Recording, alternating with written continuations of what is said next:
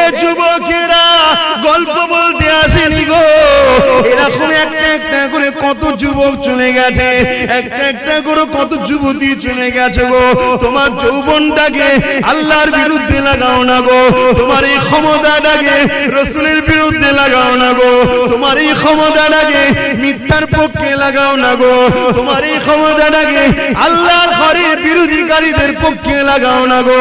এই যুবকেরা রূপ যৌবন আল্লাহ দিয়েছে, বুড়িরা রূপ যৌবন আল্লাহ দিয়েছে, এটা আল্লাহর রাস্তায় লাগাও, আল্লাহর রাস্তায় খরচ করো, কারণ এই যৌবন বেশি দিন নয়, আবার তুমি বার্ধক্য হয়ে যাবে। এই বয়সে যে বেশি বেশি করে ইবাদত করো, আল্লাহকে সিজদা দাও, রোজা রেখে রেখে জিন্দেগি কাটা, কোরআন তেলাওয়াত করে করে যদি কাটা, রাসূলের মাহফিলে গিয়ে গিয়ে যদি কাটা, হালাল ইনকাম করে করে যদি কাটা, কারণ হালাল ইনকাম করাটাও ইবাদত। গরিব এতিমদেরকে দান খায়রাত করে করে যদি কাটা, কোন মানুষ বিপদে পড়েছে তাকে অর্থ যদি দিতে নাও পারো গো, শরীর দিয়ে মেহনত করে তাকে সহযোগিতা করতে পারো গো। এ যুবকেরা মনে রেখে দিও, কাল কিয়ামতের ময়দানে এত কঠিন জায়গা হবে। কি মনে করছো দুনিয়ায় সব জায়গায় দাদাগিরি দিয়ে পার হয়ে যাবে? লাঠির জোর আছে, প্রশাসনের জোর আছে, নেতার জোর আছে, সব জোর দেখে দুনিয়ায় চলে যাচ্ছ। মনে রেখে দিও আখিরাতে দেখাবে মনে করে রেখেছো না বন্ধু না। আল্লাহ কিয়ামতের দিন বলবে জাহান্নামকে, এ ফেরেশতা যা আমার জাহান্নামকে নিয়ে জার্সির পাশে বার ৭০,০০০ জিনজিল দিয়ে আল্লাহ জাহান্নামকে বাঁধাবে। আল্লাহ পাকের এক একটা জিনজিলেতে ওই জিনজিলে ৭০,০০০ বাঁধা হবে, এক একটা জিনজিলে ৭০,০০০ করে ফেরেশতা ধরে রাখবে, জাহান্নামকে ধরে রাখতে পারবে না গো। লম্বা লম্বা জিন পার করে গুনাহগার করে ধরতে যাবে গো। ওই জমিনে আদম নবীও নফসি নফসি বলবে, মুসা নবীও নফসি নফসি বলবে, ঈসা নবীও নফসি নফসি বলবে। এ যুবকেরা তাহলে তোমার আমার কি দশা হবে সেদিন? আল্লাহ দোস্তরা, আল্লাহ নবীরা তারা যদি নফসি নফসি করে, তোমার আমার দশা কি হবে? দাদাগিরি বেরিয়ে যাবে, মস্তানি বেরিয়ে যাবে, রক্তের গরম কেটে যাবে। ওই দিনে তোমার আমার কেউ দাঁড়াবে না গো। হ্যাঁ, দুনিয়ায় যদি তুমি নবী নবী করো, তোমার চরণে নবী, তোমার কথাতে নবী, তোমার লিবাসে নবী, তোমার ব্যবসায়ী নবী, সব জায়গায় যে তুমি নবীকে রাখতে পারো, চিন্তার কোনো কারণ নেই। ওই কিয়ামতের দিনে নবী মুহাম্মদ তোমাকে জান্নাতে নিয়ে যাবে। একটু ত্যাগ স্বীকার করো আমার সোনার ভাইরা, আমার যুবক ভাইরা, আমার বোনেরা, একটু ত্যাগ স্বীকার করো। আরে নবী আমার দুনিয়ার জমিনে সে শিক্ষা যা দিয়েছে ওইটাকে আমাদেরকে মেনে চলতে হবে। নাজাত যদি পেতে চাও, এই দুনিয়ায় ইহুদি কি করছে, খ্রিস্টান কি করছে, নাসারা কি করছে, কে কি করছে আমার দেখার দরকার নাই, তোমারও দেখার দরকার নাই।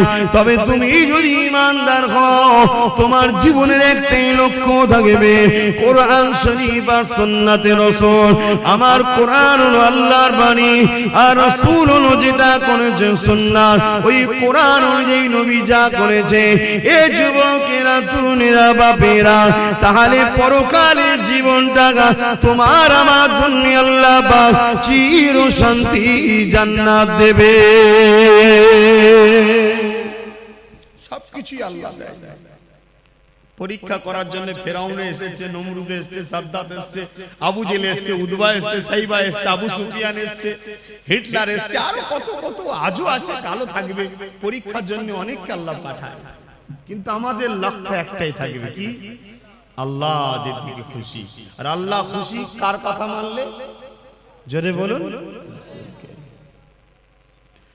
এই নজওয়ানেরা, আল্লাহ নবী জানিয়ে দিলেন, লা ইউমিনু আহাদুকুম হাত্তা আকুনা হাব্বা ইলাইহি মিন ওয়ালিদিহি ওয়া ওয়ালাদিহি ওয়ান নাসি আজমাইন। বাবারা, তোমরা নিজেকে ঈমানদার মনে করো না ততক্ষণ পর্যন্ত যতক্ষণ না তোমরা তোমাদের ধন দৌলত, জমি জায়গা, টাকা পয়সা, এমনকি নিজের জানের থেকেও আমি রাসূলুল্লাহকে বেশি না মহব্বত করবে, ততক্ষণ পর্যন্ত তোমরা ঈমানদার হতে পারবে না। এ যুবকেরা, ঈমান ছাড়া কখনো জান্নাতে যাওয়া যাবে না। ঈমান কি জিনিস? এক কথাই হলো জীবনের সব কিছু থেকে আল্লাহ আল্লাহ রাসূলকে বেশি ভালোবাসা। পারবে তো? জীবনের সব কিছু থেকে আল্লাহ আল্লাহ রাসূলকে বেশি ভালোবাসা। ঘরে যাবেন, যে আয়নার সামনে দাঁড়াবেন, দাঁড়িয়ে জিজ্ঞেস করবেন, হ্যাঁ আয়না, আয়নাটা ছবি পড়বে না, ওকে জিজ্ঞেস করবেন তুই সব কিছুর থেকে কাকে বেশি ভালোবাসিস? যদি তোর আয়নার ছবি বলে যে আল্লাহকে ভালোবাসিস, জানবেন ঠিক জায়গায় আছে। কেন মানুষ সবাইকে ধোঁকা দিতে পারে, নিজের মনকে কখনো ধোঁকা। তখনই তোমার বিবেক বলে দেবে তুই তো মিথ্যা কথা বলছিস রে। তোর সামনে যদি একটু 10,000 টাকা দেওয়া হয়, তুই তো অমনি সঙ্গে সঙ্গে নামাজ কাজা করে ছুটবি। তাহলে কি মহব্বত রইল? তোমার বিবেক উত্তর দিয়ে দেবে। বাবার, আল্লাহকে যারা মহব্বত করেছে, নবীকে যারা মহব্বত করেছে, তাদের জীবন আদর্শ আমাদের জন্য মডেল গো। আল্লাহ কোরআনে নবীদের জীবনী আমার নবীকে শুনিয়েছে। বিশ্বের মানুষের কল্যাণের জন্য মেসেজটা রয়ে গেছে। এ দুনিয়ার মানুষেরা আল্লাহর প্রেমিক যারা হবে, তাদের জিন্দেগিটা কেমন হয় সে রেখে দাও।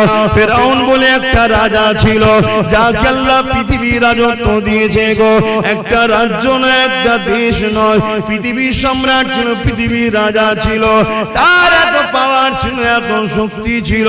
সেই শক্তি পাওয়ার নিয়ে সেই নিজে একদিন নিজেকে খোদাই দাবি করে বসলো। সেই খোদাই দাবি করে দুনিয়ার মানুষকে তার দাসত্বের গোলাম বানাতে লাগলো। তার জীবনের প্রতিটা মুহূর্ত ছিল অন্যায়, তার জীবনের প্রতিটা মুহূর্ত ছিল জুলুম, তার জীবনের প্রতিটা মুহূর্ত ছিল নারী দেহ শোষণ করা, তার জীবনের প্রতিটা মুহূর্ত ছিল শরাব পান করা, তার জীবনের প্রতিটা মুহূর্ত ছিল মানুষের উপরে জুলুম করা, তার জীবনের প্রতিটা মুহূর্ত ছিল গরিবদের ঘরে কৃতদাস বানিয়ে রাখা। এই যুবকেরা, আজও যদি কেউ শরাব পান করে, আজও কেউ নারী দেহ শোষণ করে, আজও কেউ যদি গরিবদের উপরে জুলুম করে, অবশ্যই সে মুসা নবীর সাথে থাকতে পারে না, সে ফেরাউনের সাথে থাকবে। ইতিহাসের পাতা সাক্ষী দিয়ে দেয়, এই ফেরাউনের আমলে ফেরাউনের ঘরে একজন মেয়ে কাজ করত, যিনার নাম হল হযরতে মাসাত্তা। গরিব মেয়ে ছিল, যার তিনটে আল্লাহ সন্তান দিয়েছিল। স্বামী হারায় তিনটে সন্তানকে নিয়ে ফেরাউনের ঘরে লালন পালন করে কাজ কাম করে জীবন যাপন করত। কিন্তু এই মাসাত্তা অন্য মানুষের মতো ফেরাউনকে কিন্তু খোদা বলে মানে না। ওই মাসাত্তা অন্তরে অন্তরে এক আল্লাহকে মেনে নিয়েছিল। ইতিহাসগুলো আমাদের জন্য কিন্তু শিক্ষা দিয়ে যাচ্ছে, তাই তো নাকি গো? ইতিহাস আমাদের ঘরে কি শিক্ষা দেয়? আমাদের ঘরে আমাদের ভবিষ্যৎ গড়ার শিক্ষা দেয়, আমাদেরকে জানায় ইতিহাস। এই যুবকেরা, ও আমার আম্মারা, বোনেরা, মন দিয়ে শুনে রেখে দেন, এসেছি আপনাদের পীরের বাচ্চা, নবীর খানদান, নবীর গোলাম বলে দিয়ে যায়। আজ আছি, কাল আমিও থাকবো না গো। নিঃশ্বাসের কোনো বিশ্বাস নাই গো। আজ আপনারা আছেন, কাল আপনারা চলে যাবে। সবাই কাফন পরিয়ে দিয়ে মিনহা খালাকনাকুম ওয়া ফিহা নুঈদুকুম ওয়া মিনহা নুখরিজুকুম তারাতান উখরা বলে মাটি দিয়ে চলে আসবে।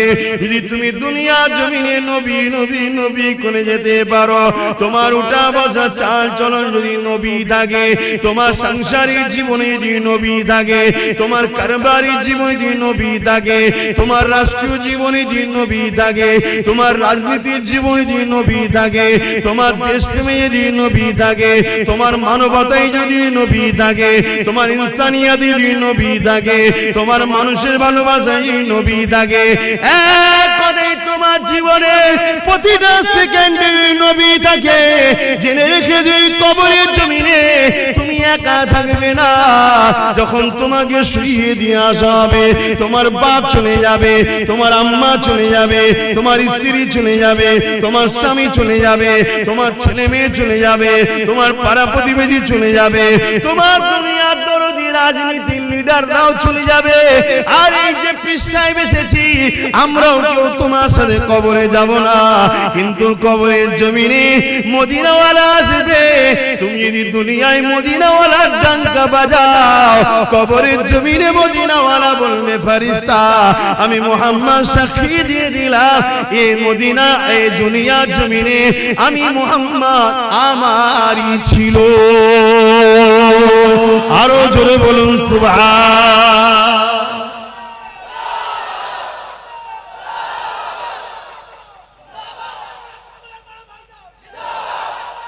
আল্লাহু আকবার। 15 থেকে 50 35টা বছরের জিন্দেগির জন্য জাহান্নাম কিনে নেবেন না আমার সোনার ভাইরা। করো, ব্যবসা করো, কারবার করো, কি বলো, সমাজ সেবা করো, অর্থনীতির সেবা করো, মানুষের পাশে দাঁড়াও, রাষ্ট্র পরিচালনা করো, সব করো, কিন্তু কোনটা করলে আল্লাহ খুশি, কোনটা করলে রাসূল খুশি, এটা মাথায় রাখো। কোনটা করলে আল্লাহ খুশি, রাসূল খুশি, ওটা করো। আর ইসলাম একটা কমপ্লিট জীবন ব্যবস্থার নাম। ইসলামে শুধু নামাজ, রোজা, হজ, যাকাতের মধ্যে সীমাবদ্ধ করবেন না। ইসলাম বা কোরআনে এমন কোন জিনিস নাই যে যার সমস্যার সমাধান নাই। যুবক শোনো, ভাই আমার, যুবতী বোনেরা শোনো, তোমার মতো হাজারো লাখো যুবক যুবতী এই দুনিয়া থেকে কবে চলে গেছে, যুবক বয়সে, যুবতী বয়সে চলে গেছে। তোমার মতো হাজার হাজার যুবক মদ খেয়ে রাস্তার ধারে টলে টলে পড়ে আছে। তোমার বয়সে হাজার হাজার বোন বিধবা হয়ে যে ফুটপাতে পড়ে আছে বা নিজের শরীরকে বিক্রি করে পেট চালাতে হচ্ছে। তা থেকে আল্লাহ ভালো রেখেছে না রাখেনি? শুকরিয়া আদায় করো, আল্লাহর নেমো হারামি হয়ো না। শুকরিয়া আদায় করো যে আল্লাহ আলহামদুলিল্লাহ অনেক ভালো আছি। তো সেই আল্লাহকে ভুলে যেও না। তিনি কি চায় তোমার থেকে? বান্দা আমায় একটু সেজদা দে, রুকু দে, আর আমার হাবিবের কথা অনুযায়ী চল, অন্য কারো কথা শুনিস না। সব ধোঁকা। আমার হাবিব তোদের আপন। জোরে বলো সুবহানাল্লাহ। এটা আমি বলিনি, আল্লাহ বলছে। এ কথা বলা যাবে না? এ কথাও বলা যাবে না। তবে আগামী দিন ধর্মীয় আলোচনাও সমস্যা হবে, সেই সিচুয়েশন তৈরি হচ্ছে। বাপেরা, নওজওয়ানেরা, যুবকেরা, মন দিয়ে শোনো, পরিবর্তন হবার চেষ্টা করো। কেননা এই দুনিয়াতে আমার আপনার জন্য পরীক্ষা জায়গা। আখিরাতের জমিনটা বড় কঠিন হবে। ওই কবরের জমিনটা যদি তোমার রাসূলের না হয়ে যেতে পারো, ওই কবরের জমিনে আল্লাহ বা 99টা করে সাপ দেবে গো।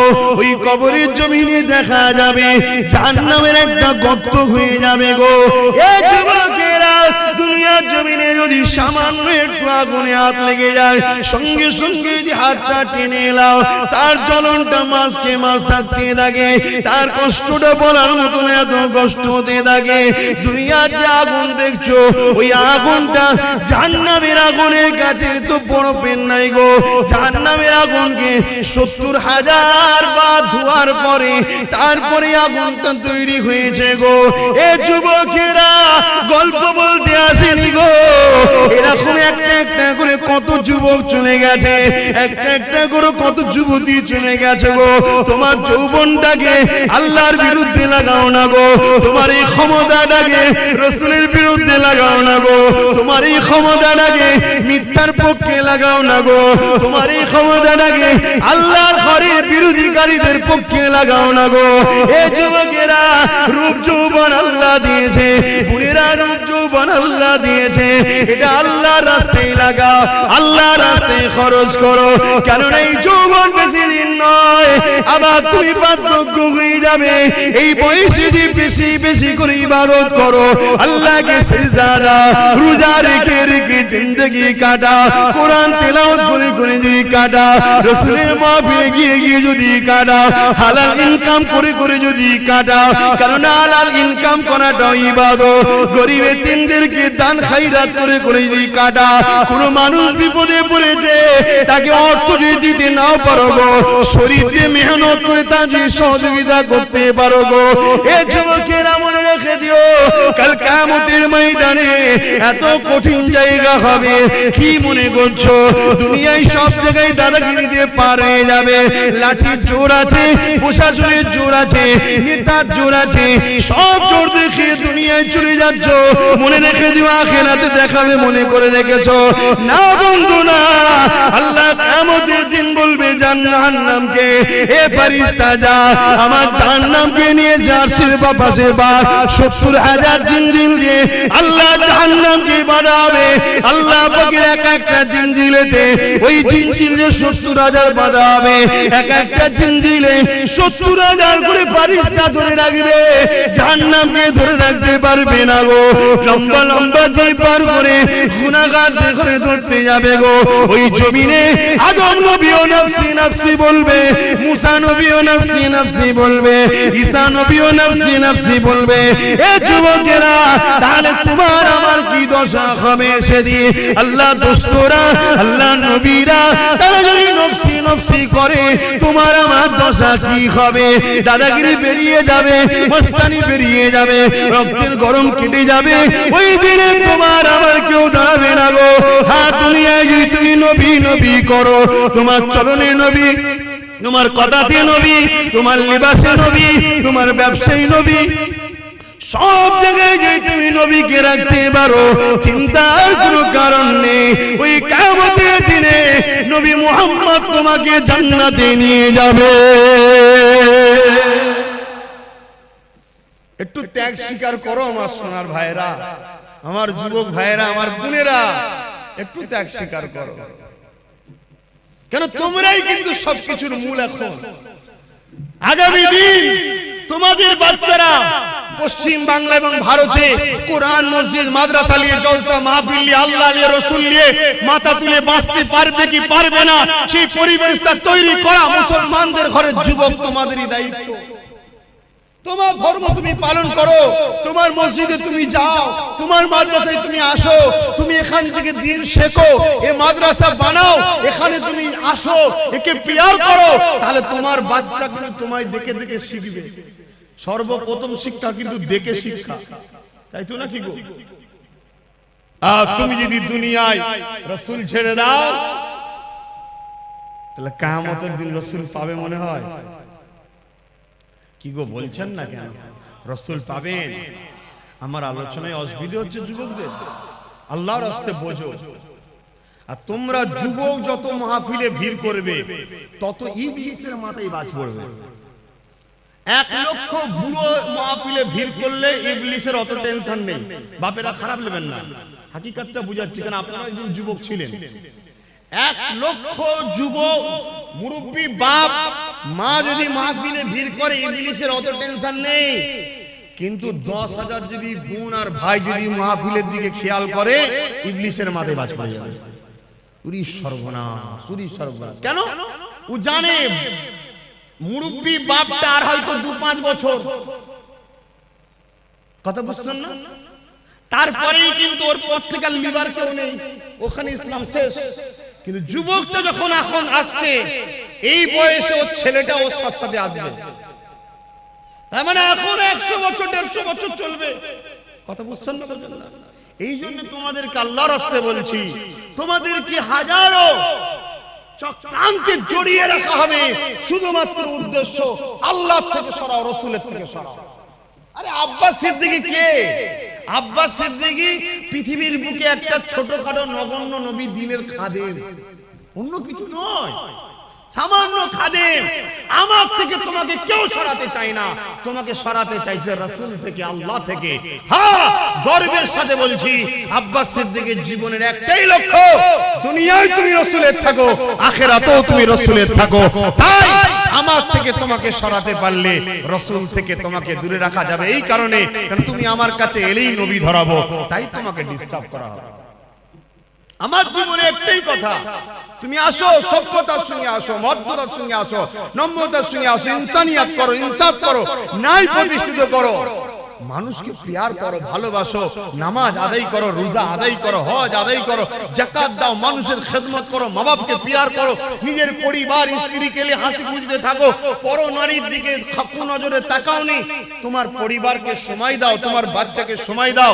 আর মা বোনেরা, স্বামী ছাড়া অন্য কেউ নয়, তোমার স্বামী আপন স্বামীর দিকে তাকিয়ে থাকো। এই তো কথা বলি নাকি? যুবকরা বুঝার চেষ্টা করো। আরে প্রেম যদি করে যেতে পারো, কিয়ামতে কোনো চিন্তা থাকবে না। কিন্তু প্রেম রাসূলকে করলে, আল্লাহকে করলে কি হয় শুনে রেখে দাও গো। মক্কা জমিনে বিশাল একটা বাজার রয়েছে, ওই বাজারের উপরে দেখা যায় একজন হাবশী দেশের মানুষের গলায় বেড়ি পড়া, হাতে বেড়ি পড়া, পায়ে বেড়ি পড়া। এই যুবকেরা গরম বাড়ির উপরে চিৎ করে শুইয়ে দিয়ে বুকের উপরে বাড়ি পাথর চাপিয়ে দিয়েছে, নিঃশ্বাস নিতে পারছে না, এমন করে চুলগুলো উস্কো খুস্কো, খালি পায়ে ধুলো জামা মোজাগানো, এইরকম একটা হাবশী দেশের কালো মানুষ আসমানের দিকে বারবার চেয়েছে, জবানে কি যেন পিরপির করে বলতে লেগেছে।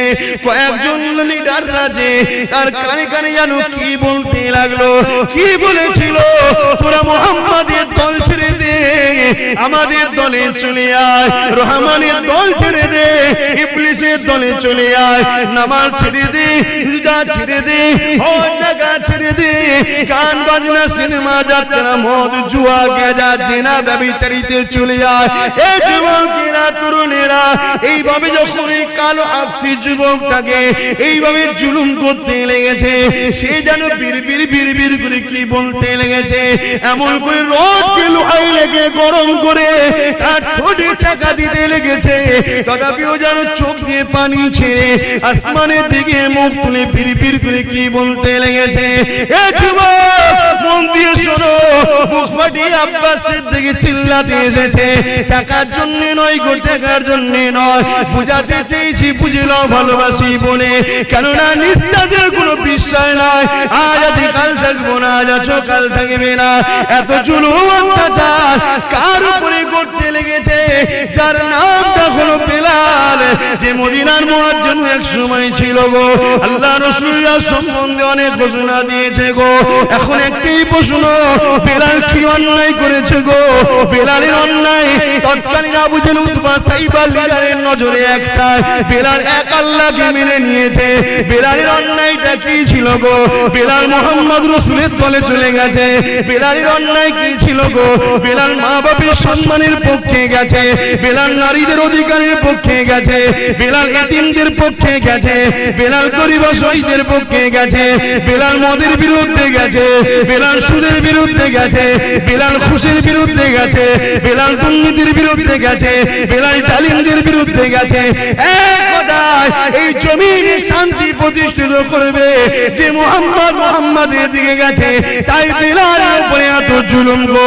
এখন চিৎকার দিয়ে তোমাদের জানতে চাই, তোমরা যদি আল্লাহর দিকে যাও, রাসূলের দিকে যাও, ইবলিসের চালারা মারবে, জুলুম করবে, কেস দেবে, জেল হবে, জরিমানা হবে, তাহলে তোমরা চিৎকার দিয়ে বলো আল্লাহর দিকে থাকবে না, থাকবে না?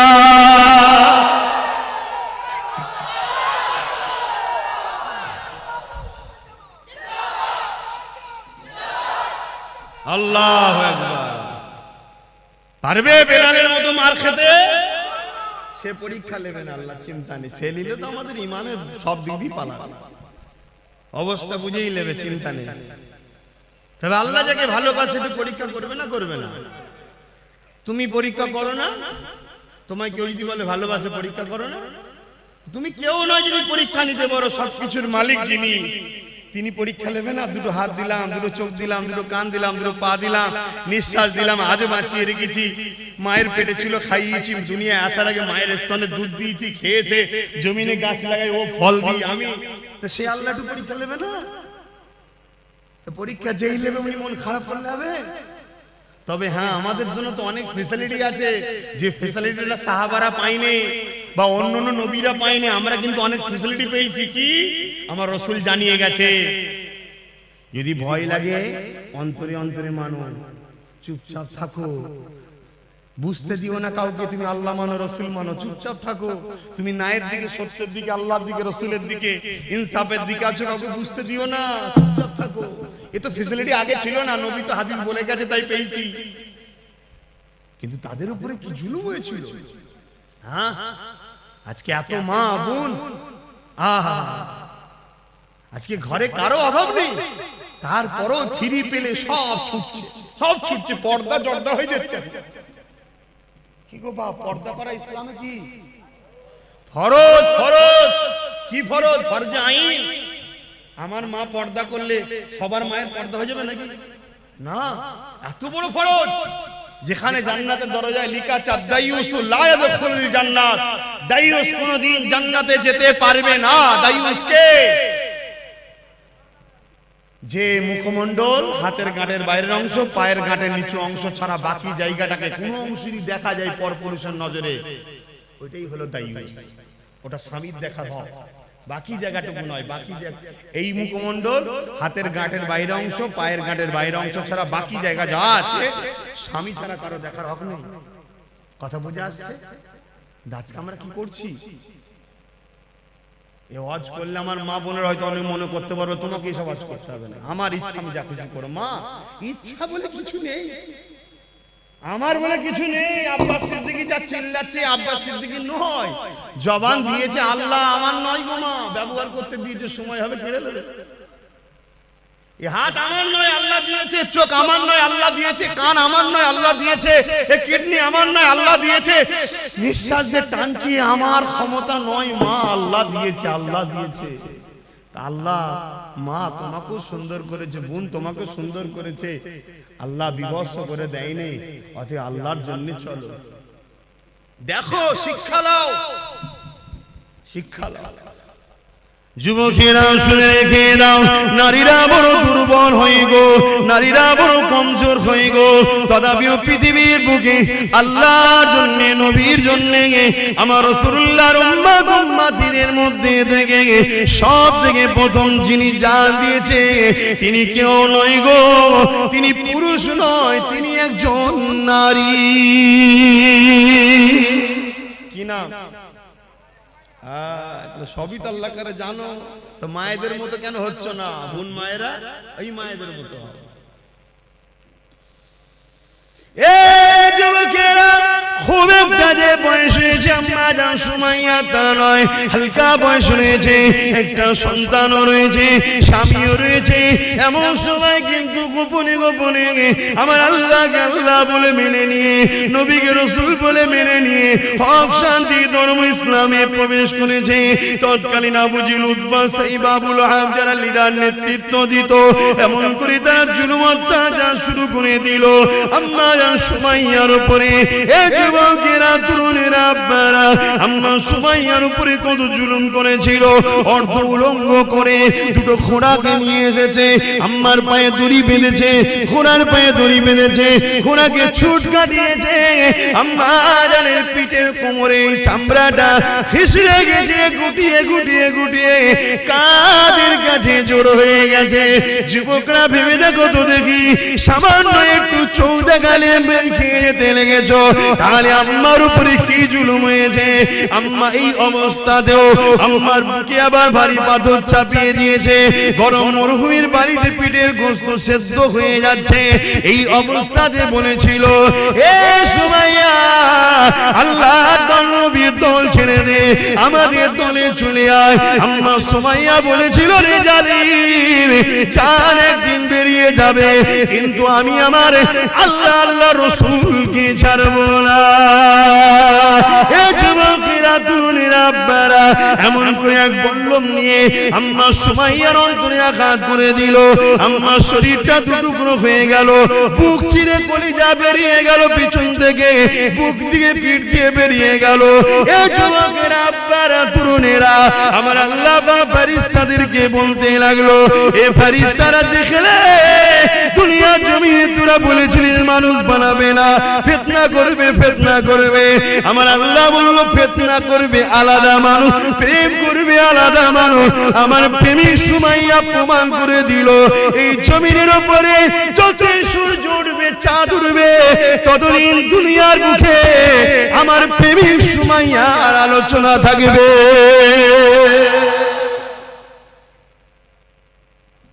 আজকে আব্বাস সিদ্দিকীকেও আলোচনা করতে হচ্ছে, আল্লাহর প্রেমিক বলো সে আল্লাহর রাসূলের প্রেমিক হতে পারবে তো নাকি গো? জান মাল সব দিয়ে প্রেমিক হতে হবে। দুনিয়ায় কারো কথা শুনলে চলবে না, আমাদের ঘরে মুহাম্মদ রাসূল এবং আল্লাহর কথা শুনে চলতে হবে, তাই তো নাকি? তাহলে বলুন জীবনের শেষ নিঃশ্বাস পর্যন্ত নিজেদের জান মাল দিয়ে আল্লাহ আল্লাহ রাসূলের জন্য কারা নিজের জীবনকে উৎসর্গ করতে পারবেন? হাত তুলে দেখান। নারে তাকবীর, নারে তাকবীর। যে হাতগুলো উঠেছে আল্লাহ কবুল করেন, বলুন আমিন। আরো জোরে বলুন আল্লাহুম্মা আমিন। যদি কেউ জান্নাতে যেতে না চায়, হাত না তুলতে চায়, বেকার তার জন্য দোয়া আছে। আমার বেকার তাকে কষ্ট দিলাম না, তাই তো? সে বেচারি যেতে চাইছেন, আমি কেন ধরে টানতে যাব? আল্লাহ কবুল করো। কিন্তু হাতগুলো কতটা ভালো, ঠিক আছে না? শুধু তুলে দিলেন। ভাইরা নওজওয়ানেরা, প্রেম যে নেই তা নয়, অবশ্যই দুনিয়ায় যদি ঈমানদার থাকবে আল্লাহ পাক দুনিয়াকে ততদিন রাখবে।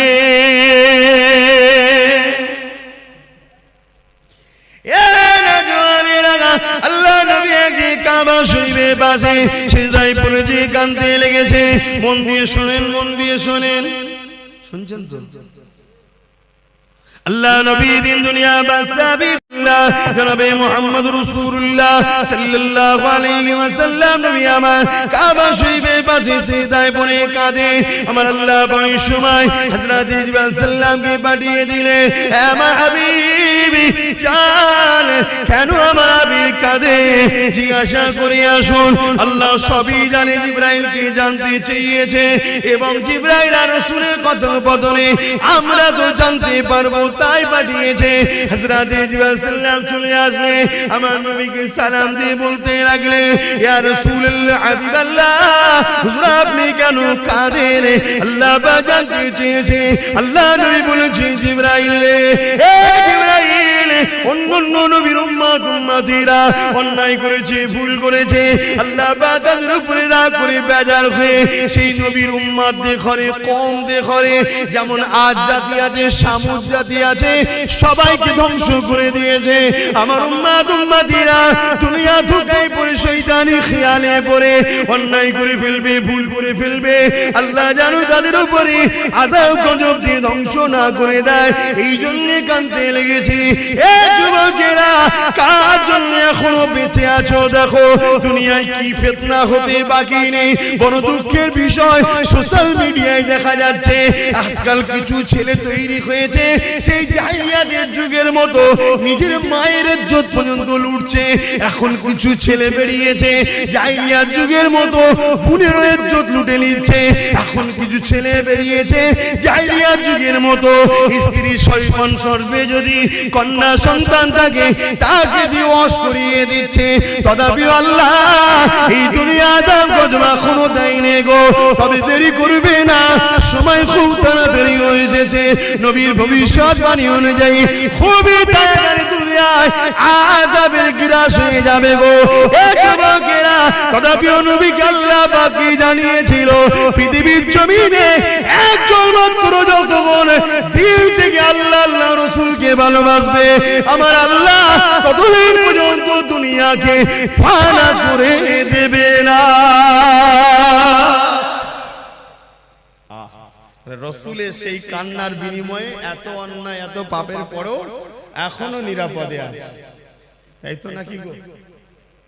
তাহলে সেই নবীর ঘর মাদ্রাসা, কোরআনিয়া মাদ্রাসা বা খানকা হলো ইলমে বাতিনির মাদ্রাসা। ইলম দুই ধরনের, আল ইলমু ইলমানি, একটা জাহিরি অপরটা বাতিনি। কথা বুঝে আসছে? জাহেরি ইলম হলো ফলের খোসা, আর বাতিনি ইলম হলো ফলের ভেতরের অংশ। কথা কিছু বুঝতে পারছেন? ওই ফলের ভেতরের অংশটাকে হিফাজত করতে গেলে বাইরে খোলা দিতে হয়, জাহেরি ইলম দিতে হয়। জাহেরি ইলম না থাকলে ও পীর সাহেব আবার বেদাতি হয়ে যাবে, ভণ্ড হয়ে যাবে। এই জন্য জাহেরি ইলম বাতিনি ইলম দুটো দরকার, আর বাতিনি ইলম ছাড়া নবীর দিদার পাওয়া যায় না। জোরে বলুন সুবহানাল্লাহ। আর 15 মিনিট সময় নেব, 4টে পর্যন্ত হবে। আপনারা বিরক্ত হচ্ছেন? 15 মিনিট এই প্রতিষ্ঠানের জন্য একটু খেদমত করার জন্য আলোচনা করছি। তার আগে আরেকটা কথা বলি, প্রেম এমন একটা জিনিস রে বাবা, প্রেমে সব কিছু দিয়ে দিয়ে যায়। হযরত ওসমান গনি আল্লাহ পৃথিবী বিখ্যাত ধনী করেছিল। চুরি করে নয়, দাঙ্গাবাজি করে নয়, ধোঁকা দিয়ে নয়, কারো ঝেড়ে নয়, দখল করে নয়, আল্লাহকে খুশি করে নয়, এর উপর ইনকাম করে ওসমান গনি আল্লাহ পৃথিবী বিখ্যাত ধনী করেছিল। এ যুবকেরা ব্যবসা করো, কারবার করো, হালাল ইনকাম করো, আল্লাহকে সিজদা পড়ে কাঁদো, মানুষকে দান খায়রাত করো, বরকত হবে।